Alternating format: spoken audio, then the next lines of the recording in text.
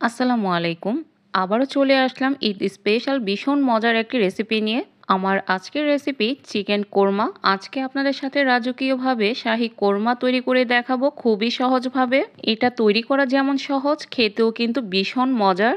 আর এটা তৈরি করে না খেলে বুঝতেই পারবেন না কতটা টেস্টি। আশা করছি আজকের রেসিপিটি আপনাদের ভালো লাগবে। তো কথা না বাড়িয়ে চলে এলাম মূল রেসিপিতে। প্রথমে আমি এখানে 1 কেজি ওয়েটের একটা আস্ত চিকেন নিয়েছি আর চিকেনটাকে আমি 8 পিস করে কেটে নিয়েছি। নিশ্চয় টুকরোগুলো দেখে বুঝতে পারছেন। আর চিকেনটাকে ভালো মতো ধুয়ে পরিষ্কার করে পানি ঝরিয়ে নিয়েছি। খেয়াল রাখবেন চিকেনের গায়ে যেন পানি না থাকে। এবার চিকেনটাকে ম্যারিনেট করে নিব। প্রথমে আমি 1/3 কাপ টক দই দিয়ে দিলাম আর স্বাদ মতো লবণ দিয়ে দিব। আমি এখানে 1 চা চামচ লবণ দিয়েছি, আপনারা আপনাদের টেস্ট মতো লবণটা দিয়ে নেবেন। আরও দিয়ে দিলাম একটুখানি সাদা গোলমরিচের গুঁড়া। এখন চিকেনটাকে দইয়ের সাথে ভালো মতো মাখিয়ে নিব। এই কাজটা হাতের সাহায্যে করে নিলেই সবচেয়ে ভালো হয়। চিকেনটা মাখানো হয়ে গেছে, আমি 1 ঘন্টার জন্য রেস্টে রেখে দিব। আর এই দিকে নিয়েছি আমি 1 টেবিল চামচের মতো চীনাবাদাম খোসা ছাড়িয়ে নিয়েছি। এখানে একটুখানি জয়ফল নিয়েছি আর নিয়েছি 3 পাপড়ি জয়ত্রী। জায়ফল জয়ত্রীর কিন্তু একটা স্ট্রং ফ্লেভার আছে, তো সেই ক্ষেত্রে একটু বুঝে দিতে হবে, বেশি দেওয়া যাবে না। এইদিকে চুলায় একটা প্যান বসিয়ে দিলাম আর এখানে 1 কাপ পরিমাণে তেল দিয়ে দিলাম আর একটা পেঁয়াজ কুচি দিয়ে দিলাম আর দিব গরম মশলা। এখানে আমি 4টা এলাচ মাঝখান থেকে ফাটিয়ে দিয়েছি আর 4টা লবঙ্গ, 4 টুকরো দারচিনি দিয়ে তেলের মধ্যে ভেজে নিব। পেঁয়াজটা যখন গোল্ডেন ব্রাউন কালার হয়ে যাবে এই পর্যায়ে দিয়ে দিব 1 কাপ পেঁয়াজ বাটা। এখানে আপনারা অবশ্যই পেঁয়াজ বাটাটা দেওয়ার চেষ্টা করবেন। পেঁয়াজ বাটাটা দেওয়ার পরে চুলার আঁচটা মিডিয়াম টু লোতে রেখে একটু নেড়ে চেড়ে ভেজে নিব। জাস্ট পেঁয়াজ থেকে যখন একটা কাঁচা গন্ধ চলে যাবে এই পর্যায়ে দিয়ে দিচ্ছি 1 টেবিল চামচ পরিমাণে আদা রসুন বাটা। এবার পেঁয়াজের সাথে আদা রসুন বাটাটা আবারও একটুখানি কষিয়ে নিব। এই কোরমাটা তৈরি করার সময় স্টেপ বাই স্টেপ এইভাবে মশলা কষিয়ে নিলে টেস্টটা বেশি ভালো আসে। আপনারা যদি কোরমার পারফেক্ট টেস্ট পেতে চান তাহলে অবশ্যই স্টেপগুলো ফলো করবেন।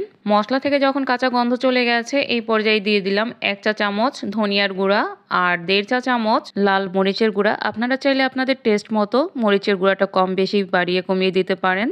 আর দিয়ে দিলাম স্বাদ মতো লবণ। লবণটা একটু বুঝে দিতে হবে, যেহেতু আমরা চিকেনটাকে আগে থেকেই লবণ দিয়ে ম্যারিনেট করে রেখেছিলাম। অল্প আছে মশলাটাকে কিছুক্ষণ কষিয়ে নিয়েছি। দেখেন উপর থেকে তেল উঠে গেছে। এই পর্যায়ে ম্যারিনেট করা চিকেনগুলো দিয়ে দিচ্ছি। আমি এখানে পাকিস্তানি কক চিকেনটা ইউজ করেছি, আপনারা চাইলে এখানে ব্রয়লার চিকেন অথবা দেশি মুরগিটাও ইউজ করতে পারেন। এবার চিকেনটাকে মশলার সাথে ভালো মতো মিশিয়ে ঢাকনা দিয়ে ঢেকে সিদ্ধ হতে দিয়ে দিব। আমি কিন্তু এখানে কোনো প্রকার পানি ইউজ করব না, সেই ক্ষেত্রে চুলার আঁচটা কম রেখেই এই রান্নাটা করে নিতে হবে।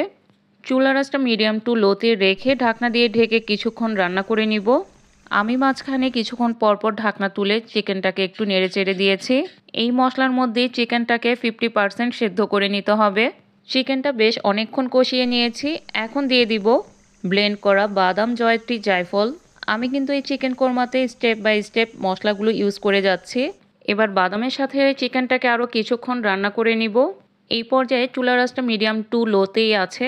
এবার ঢাকনা দিয়ে ঢেকে আরও কিছুক্ষণ রান্না করে নিব। যারা আমার এই রেসিপিটি ফেসবুক পেজ থেকে দেখছেন তারা অবশ্যই পেজটি ফলো দিয়ে পাশে থাকবেন এবং ইউটিউব চ্যানেল থেকে দেখে থাকলে অবশ্যই চ্যানেলটি সাবস্ক্রাইব করে দিবেন। ঢাকনা তুলে আবারও নেড়ে চেড়ে দিচ্ছি। চিকেনটা কিন্তু আমার 80% রান্না করা হয়ে গেছে।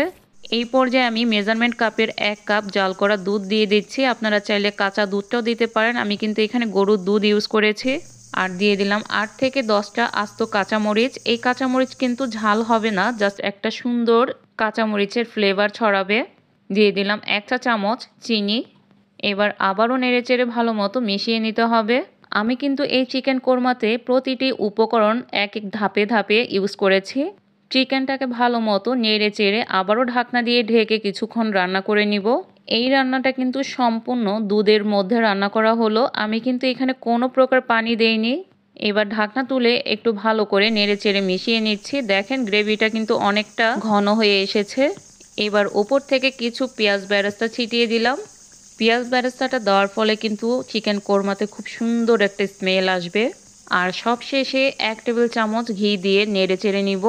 ঘিটা অবশ্যই রান্নার শেষে ইউজ করবেন, এতে করে কিন্তু ঘিয়ের একটা স্ট্রং ফ্লেভার চিকেন কোরমাতে পাবেন। দেখেন আমার রান্নাটা কমপ্লিট, এখন নামিয়ে পরিবেশন করে নিব।